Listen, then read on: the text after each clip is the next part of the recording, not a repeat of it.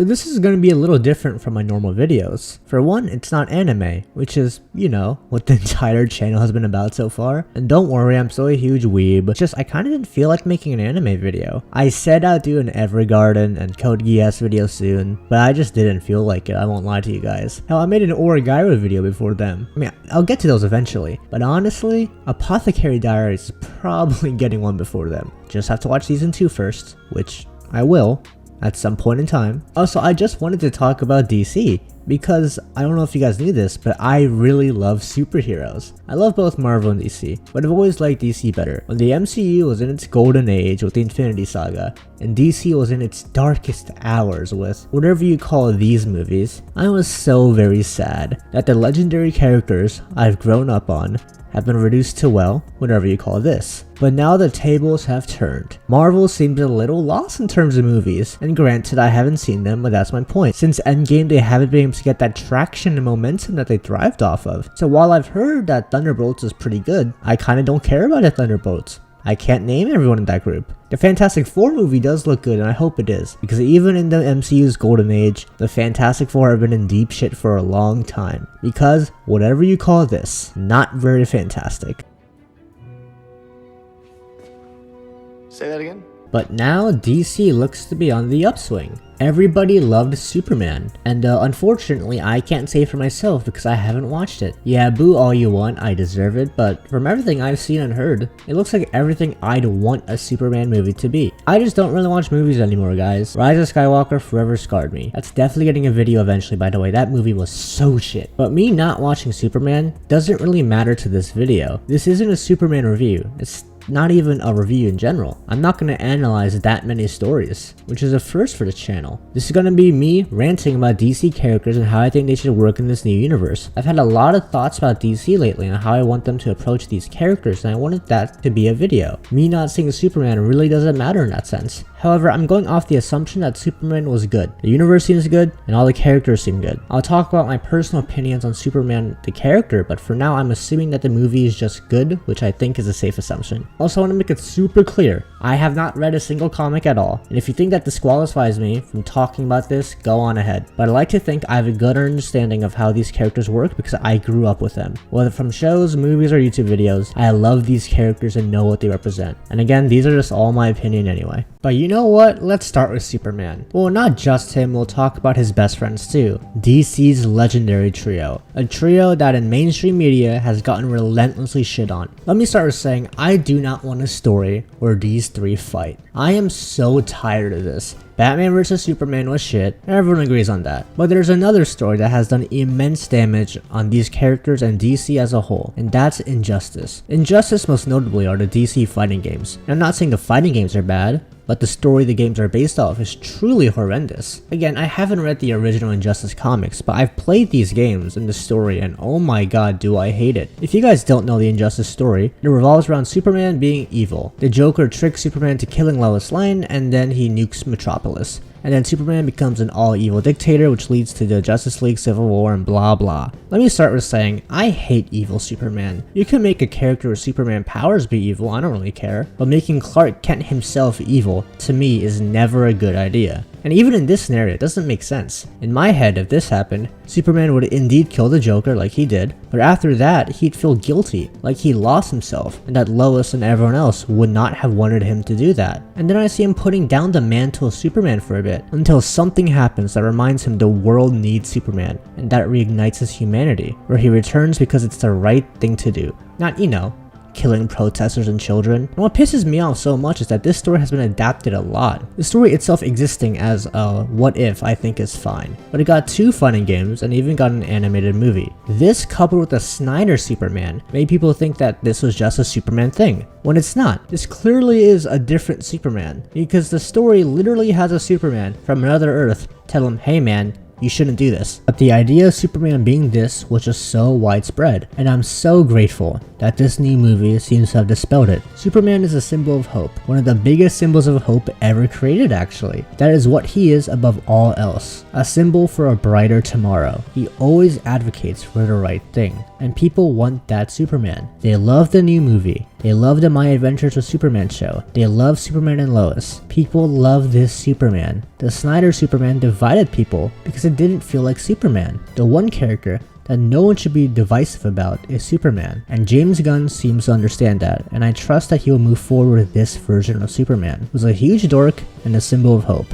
Also, I heard that Superman and Lois were really good in that movie, and that really makes me happy. They are such an iconic couple, and they have to be done right. They have to make their relationship fun, genuine, and importantly grounded. They have to make their characters independent of each other. Clark's link to humanity can't be just Lois, and Lois has to be determined and feisty as a reporter over all else. Moving on to another character in the trio that's been completely fucked over, and that's Wonder Woman. I hate Injustice Superman, but what they did to Wonder Woman is so much worse, honestly. They made her Superman's yes woman, who just follows him around and is just awful. That is quite possibly one of the furthest off depictions of Wonder Woman. At her best, she's a caring and determined warrior who's a symbol of strength and determination. The absolute worst thing you could ever do to a character like Wonder Woman is reduce her to her love interest. They try to do Superman and Wonder Woman and other things. It just doesn't work, guys. They just don't work. Superman has Lois, and honestly, Wonder Woman is better off alone. I never cared about Steve Trevor, and I don't think I'm alone on that. If you're going to give Wonder Woman a love interest, there are some potential decent options. Back in Justice League Unlimited, they teased a Batman and Wonder Woman relationship multiple times throughout the show, and I think in that show, that could have worked, but it could be a lot harder to make it work in a new universe. A more out there idea I've heard is Supergirl, which, I'm all for actually. Kara, to my knowledge, doesn't have a traditional love interest, and having her be with Diana could be very interesting. Kara's main internal conflict is her carrying the grief of an entire planet and really being the last survivor, trying to adjust to an entirely new world that's not like anything she's seen before. Trying to resolve that conflict with Diana, another outsider of human society, could be very interesting to see. The Supergirl movie is coming out the soonest, and I think her popularity would skyrocket after. The Arrowverse's depiction of Supergirl, while okay for its universe, is not the traditional Supergirl. They basically made her Clark Kent. Kara is more grief-stricken and easy to anger, and also stronger than Clark in terms of raw strength. She has gotten a Red Lantern ring before. Could you imagine the CW's Kara getting a red ring? Man, the more I talk about Kara, the more fun I think Diana and Kara could be. But again, reducing Diana to solely a relationship is the worst thing you could do to her. Wonder Woman is one of the most influential and iconic superheroes ever. She embodies a warrior's determination that has so many conflicts you could explore. Her issues with fitting in the world, her trying to do more in the world than just being a warrior, and finding out what is best for her and the world. Diana needs a spark for her character that I also think many people believe she's boring. She deserves a movie like the new Superman movie, because the last time we got Wonder Woman, we had... Kal-El, no!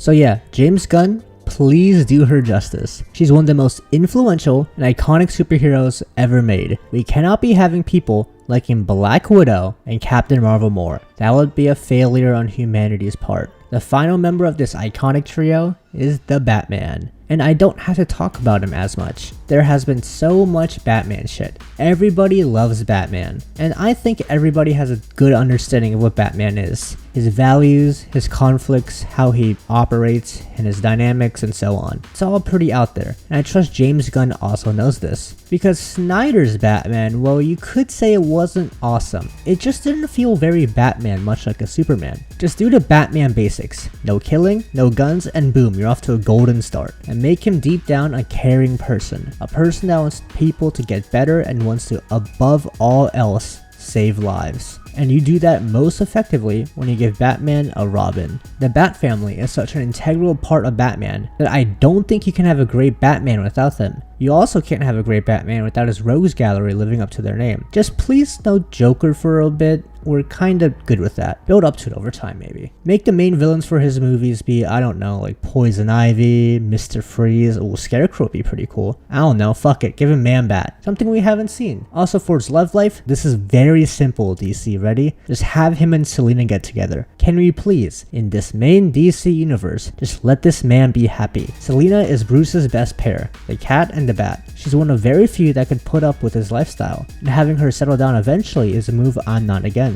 But keyword eventually. You should still be Catwoman for a while, and you do, Catwoman things. If they really wanted to do Talia, I mean, sure, I don't mind it. We should get Damian either way though. But if you weren't going traditional with Selena, I honestly think Zatanna would be another good option. She's been depicted as childhood friends with Bruce, and that could spark a romance. Bruce has always been with crazy and villainous people. Zatanna could be a nice change of pace. But then again, Zatanna does have an established love interest in John Constantine, which I'd also be very interested to see. So yeah, just keep Batman and Catwoman together. But let's talk about the Bat family, because most of these characters haven't been in the main spotlight. But let's start with the one that has had the biggest spotlight, and very deservedly so, Dick Grayson, the first Robin and Nightwing. He's one of my favorite characters ever, and he's one of the most loved characters ever. People love him in good stories and like him in shit stories. James Gunn, you cannot fuck this guy over. If you fuck over Nightwing, I will never forgive you. You can do so much shit with him. You can start with the classic Batman and Robin, which is already one of the greatest dynamics ever. Then you can explore all his amazing relationships with the Titans. Him and Wally, him and Donna, him and literally anyone. Everyone loves him, man. Please do him right. It's not that difficult. There's many examples. Just make him Young Justice Dick and boom, you would get a free $1 billion. So yeah, I love Nightwing. At his best, he's what Batman is supposed to be. A better hero and person than the Dark Knight. He's another symbol of hope, justice, and leadership. The Teen Titans are one of the most beloved superhero teams of all time, and he is a huge part in that. They are to me the best superhero version of a found family, which makes me so confused that when Guardians of the Galaxy was a huge hit and DC needed to compete, that they opted for the Suicide Squad, a team that, let's be honest, no one cares about. The Titans getting a good movie would make me so very happy. Any version the cast is fine by me, like get Donna in there. She's in like nothing. I'll actually talk about my preferred cast in a bit, but with a twist. Also, I normally don't give a shit about fan casts because I don't care, but the day this man gets casted, it will be Armageddon. This man is like on Gojo levels of people universally thinking he's hot. Hell, the entire DC universe agrees. And also, I do prefer Dick with Corey, but him with Babs isn't that bad. Now moving on to Jason Todd. DC, this man needs a good story. His original story is good. Really good. It creates such an amazing conflict with Batman's ideals, and to introduce the Red Hood, you do need to do that story. But after that story, you have to do something unique with him. You have to make him, though, true to his character still. I've heard in the comics that they really just don't know what to do with him. James Gunn is like the superhero movie guru, so I hope he has the solution. But he has also been known to do his own thing with characters. The Guardians of the Galaxy are nothing like their source material counterparts, and this is a good time to say I don't usually mind that. Another example of this is Miles Morales in the Spider-Verse movies. He is also nothing like the comic version of him. These examples are good, however, because they are good for the stories they're in, and overall the changes are just good. But there are some things he should never change. In my opinion, if they're a core character, like say Batman or Superman, you should not change them like at all. But if you're a character on the lower end, a change might be for the better. But above all else, the change has to be good. In the case of Jason, they cannot change his values. That would ruin his entire concept. But I think giving him someone to work with that either challenges his views or agrees with them could work, like Dick or Roy. Now on to Tim. He's a very simple character to do. Out of everyone, he's the most strategic, like the most detective and stuff like that. And he's most importantly actually the one that helped Bruce move on from Jason. He helped prove that Batman needs a Robin, and that's a very important story to tell. And add him to the Titans, eventually. Please. And now to the last Robin, Damian Wayne. Damian is a very interesting case. He's an absolute brat, and people tend to not like him because of that. His journey should be working with other people and controlling the violent tendencies he learned from the League of Assassins. I don't know if this is a hot take, but I did like the DCAMU's Damian, and I liked his eventual romance with Raven. It really only worked with those versions of the characters, just like JLU's Batman and Wonder Woman. But Damian needs a team or people to help him. The Super Sons could be really fun as well. Damian could easily be a household name. With the other members, they would ultimately end up being cool side characters. I think Barbara is better as Oracle, and that's good because that opens up Cassandra Cain as Batgirl. Get Cass on the big screen, people will love it, and people would love Cass and Stephanie. That was a lot of Bat stuff. But now I'm just gonna ramble about other characters I like. Starting with my favorite superhero, The Flash. I grew up with the CW Flash, and through all of its ups and downs, I think the one thing they nailed was Grant Gustin's Flash. The problem that the show ran into is that they used their best ideas too early, I think. Season 1 was the show's best, but I think they messed up with how they handled Thawne. Quote unquote, killing him off was not a great idea, because the show is at its best with Barry and Thawne, and they realized that, so they had to keep coming up with time travel bullshit to bring him back.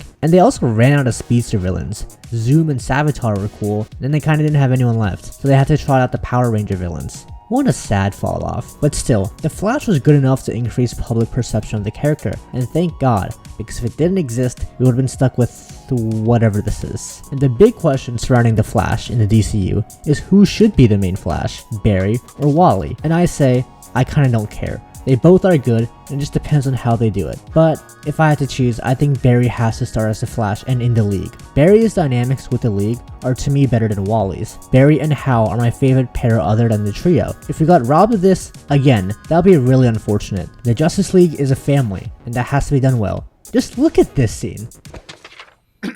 I'm Batman. We need more chaperones for homecoming.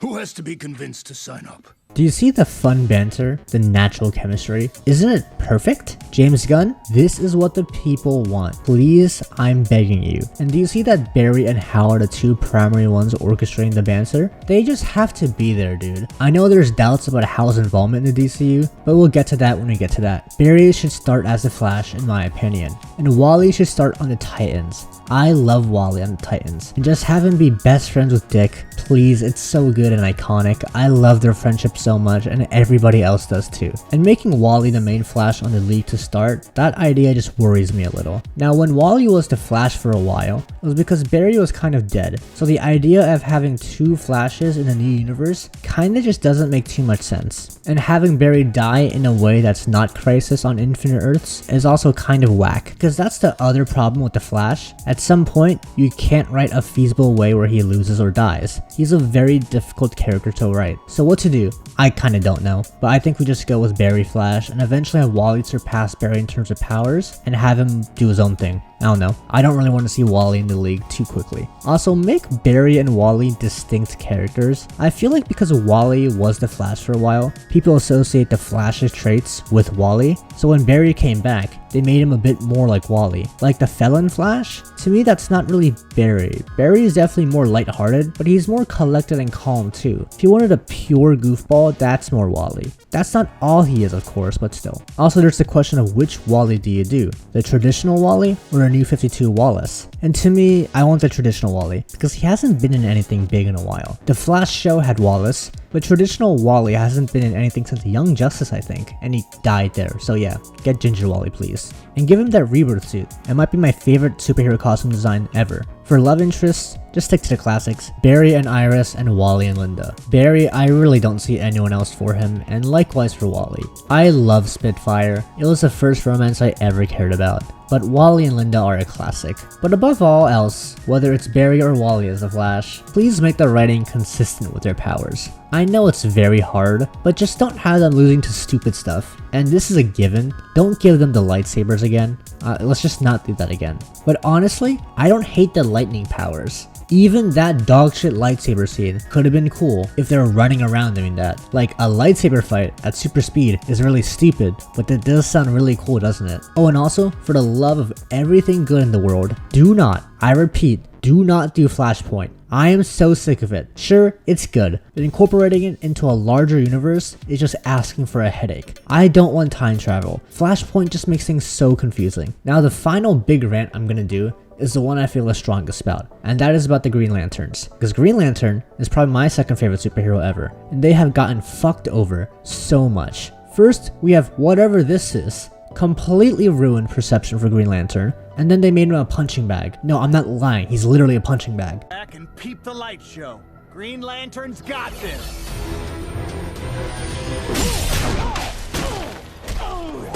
And I get it, it's Darkseid, but come on. The Green Lantern ring is the most powerful weapon in the universe, limited only by the user's imagination. Can you make them do some cool stuff? And that's just how. He's gotten so fucked over, and he's gonna get sidelined in the DCU, which is so sad. Hal deserved the spotlight, and it looks like he's not gonna get it. If he was done well, people would love him. Even when he was a punching bag, he was good. The Green Lantern animated series was so fun, also because Kilowog was there, and everyone loves Kilowog. But it really is a shame that the most iconic Green Lantern might not have any iconic moments. We won't see Hal versus Sinestro, Hal shit-talking the Guardians, Hal and Carol. We probably won't see much like that, and that is so tragic. But I am predicting we'll see something a lot of people won't want to see, and that's Parallax. Because we already saw Guy in Superman, which I've heard he's great in that and the asshole he's supposed to be. And we know Lanterns are going to be a Jon Stewart story, which I am happy about. He was great in Justice League Unlimited, and we were fucked over with that stupid Arrowverse story with the ring. Like, they teased everything about Diggle becoming Green Lantern and being Jon Stewart, and they just threw it away. So him having the show doesn't make me mad, and I like him. But my point is, with these three already existing and established, I think that means they do plan to introduce more Lanterns. And the next on the list would be Kyle Rayner, who without a doubt deserves it. He's literally been in nothing. I'm not joking, literally nothing. I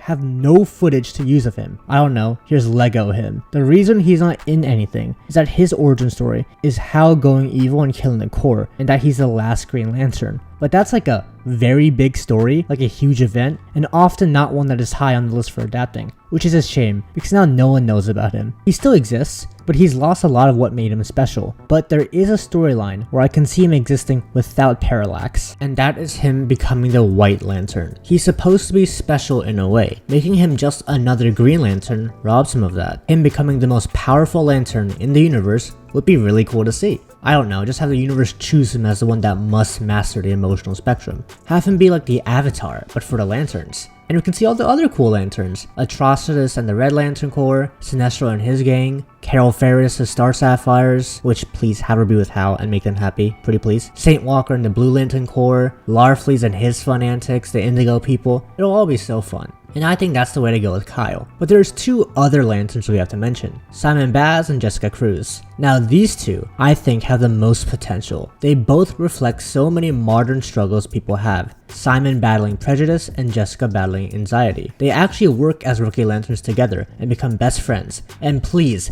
James Gunn, make that happen in the DCU. Everyone would love it, I promise you. But let me go to Jessica, because I think Simon's really cool, but Jessica is my favorite Lantern. She's such an interesting character, and is also a huge dork. Like, she likes Pokemon, and I like Pokemon. And I truly believe, if they do Jessica well, she'll become one of the most popular superheroes out of all of them. They're making a little show with her, but from what I've seen about it, it waters down her origin story so much, and it wouldn't really be a true Jessica Cruz story. Not saying it'll be bad, just not a true Jessica Cruz story. Her origin story is that she witnessed her friends die in front of her and locked her in her own room for years, suffering from crippling anxiety that controls her. Then she gets this evil Green Lantern ring that corrupts her, then after the Justice League helps her out of it, then she becomes a Green Lantern. She goes on a journey of overcoming her anxiety and finding purpose in helping people. People would love her story so much. There is so much potential. James Gunn made a C-list Marvel team, complete household names. He made people like Polka Dot Man. He could easily make a good Jessica Cruz story.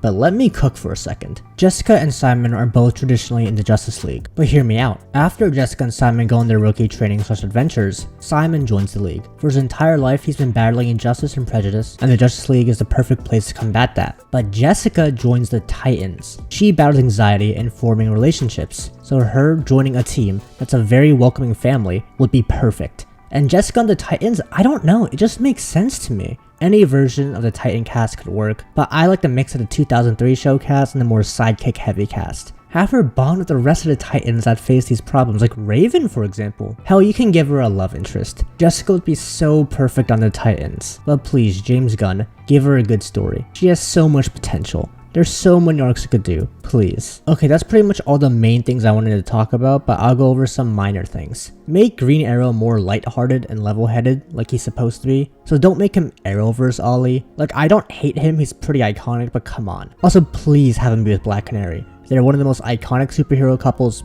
ever, so please, give them a series, or a movie. The Huntress and the Question would feed generations. They were so cool in their limited moments in JLU. Please, I would watch a show with just them.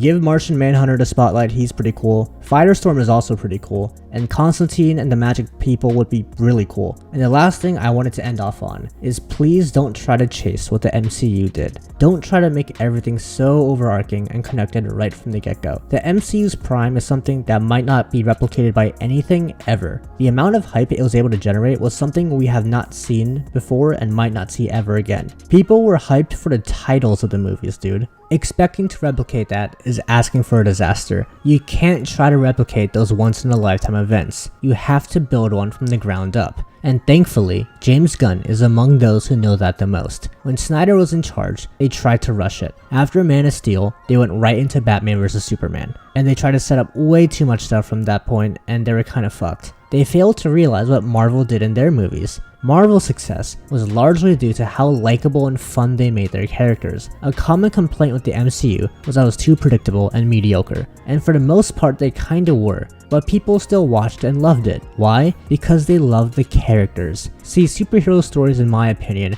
are completely character driven. The success of the story is entirely dependent on how the hero and villain are portrayed. The Snyderverse had super unlikable characters and thus fewer liked it. The plots are more debatable, but the unlikable characters made it so no matter how good the story was, a lot of people would not have liked it. Notice how this entire video, which ended up being way longer than I thought it would be, is mostly me talking about characters, not stories, characters, because to me that's what superhero stories are built on, and having the characters thrives is the key to a good superhero universe. I always hated the what if the superheroes lose stories, because it's just not what I personally want out of superhero stories. Superheroes are sort of my comfort medium. I fall in love with the characters and want them to have a happy ending. Now you could invalidate my entire video because I don't read comics and haven't seen anything, and that's fine, I get it. But I love these characters. I've researched these characters and I grew up on these characters. I just want the new DCU to embody what I think these characters are and can be, so a new generation can grow up on them just like the MCU did. And personally, what I've said is how I think that can happen. So please, James Gunn, save the DC universe and let people see the goldmine DC really is.